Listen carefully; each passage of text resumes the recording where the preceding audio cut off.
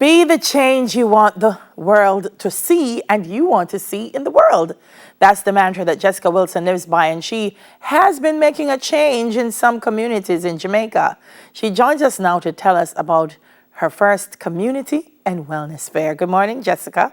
How are you? Good morning. Good morning, Delia. I'm good. Thank you for having me. Tell me a little bit about the initiative projects. What is this about? So the Initiative Projects is a non-profit, it's a charity organization that's really established to, like you said, be the change. I'm trying to initiate some kind of a change in the Jamaican culture through undertaking initiatives geared towards empowering citizens, families, and communities. The idea there is to try and make Jamaica better, community to community, project by project. Why? Why did you decide to start this? I know you're saying That's to the make the question. change, but we all talk about making the change, but some of us never ever do anything tangible. So why? Why did you decide? I have an answer for you, Delia. I'm actually of the view that what Jamaica needs now goes beyond what any government, any opposition can promise or deliver. What Jamaica needs now is all hands on deck, literally. And I decided to hold myself accountable and to try and just start from where I am to just get out there and do what I can to be a part of that change. Yeah, you're joining us not from Jamaica. You're overseas. Where in Yes. Jamaica are you from? I am from a little district called Crofts Hill, Clarendon. Crofts still a big district, man. And so you're doing your first health and wellness fair. Yeah? Tell me Yeah. about it. What will be happening? What are the objectives and where will it happen? So actually, the first health and wellness fair took place in October in Crofts Hill, Clarendon. Okay. And we decided to do it there because, for obvious reasons, you start with what you know. What happened is at the beginning of the year, I had a big vision for what I wanted to bring to the community. I wanted it to be about health education, bringing access to healthcare, bridging that gap. Our closest hospital is Spanish Town or St. Anne. So access is a challenge for some people. But we also had a bigger vision of having a family components, sporting activities, dominoes, netball competition, the works. But clearly, COVID-19 changed all of that. And so we scaled down to the essentials. Being healthcare. Yeah, but what was the feedback though from the people who were able to attend? Oh my, it was overwhelmingly positive. It truly was. We were able to provide free general health checks for just under 100 residents.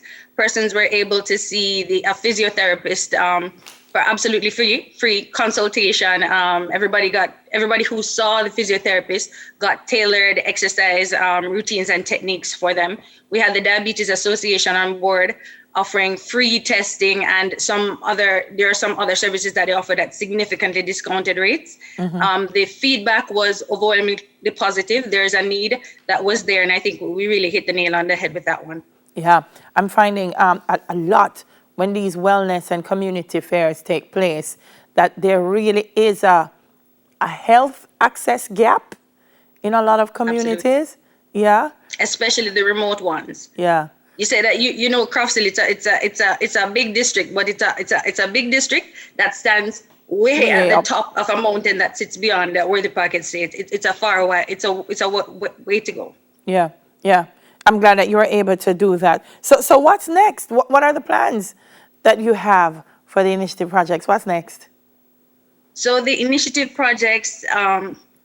Projects is the first thing that would come to mind, but it's also creating access to education and information. So if there's anyone who, for example, wants to do a wellness fair in their community, once they visit our website, they would be able to download our toolkits, get a copy of our project plan, so they can customize it to the needs of their community. We have a stakeholder register that they can also tap into to kind of know where to start, who to contact, what ministries. The initiative projects is not just about undertaking projects, it's about advocacy. So a lot of what I do is being vocal about social transformation needs, education, healthcare, the need for digital transformation. So there's a lot more to come under the realm of project management, publications, and there's also a video series, Tip Talks. No, I like that, Jessica, because listen, You could have easily said, this is what I'm going to do, and keep it to yourself. But the fact that you're Yes. saying that every other community or individual that wants to have a wellness fair or community activity can go to your website and download the project plan is Yes. absolutely commendable. I really, really, really have to say great work, because sometimes you see people doing things in pockets and it doesn't work because they don't know how.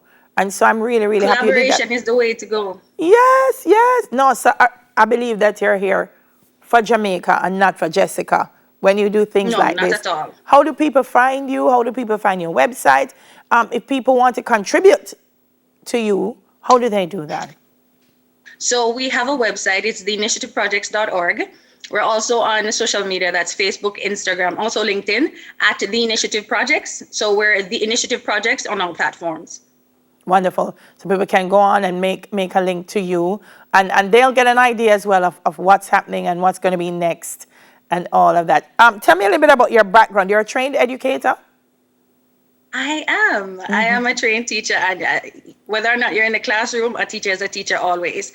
But by profession, I am an IT professional. I'm a project manager and a business analyst.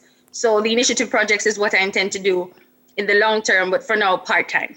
Wonderful. Very, very proud of you. Thank you so much for continuing to support Jamaica. You could have said, I gone left crop sale, so I don't have to look back. But we are truly grateful. And that's what we need. You know, Jamaicans here and Jamaicans abroad contributing their minds and their efforts to making this the absolutely best place in the world. What brain drain, right? Yes, yes, yes. What brain drain. Wonderful talking to you, Jessica. Thank you so much for speaking with us. Thank you for having me. Take care. Jessica Wilson, Managing Director of the Initiative Projects. Check her out and give her some support as she continues to support Jamaica land we love. After the break, we get all the details on the virtual Christmas Sunsplash. We'll be right back.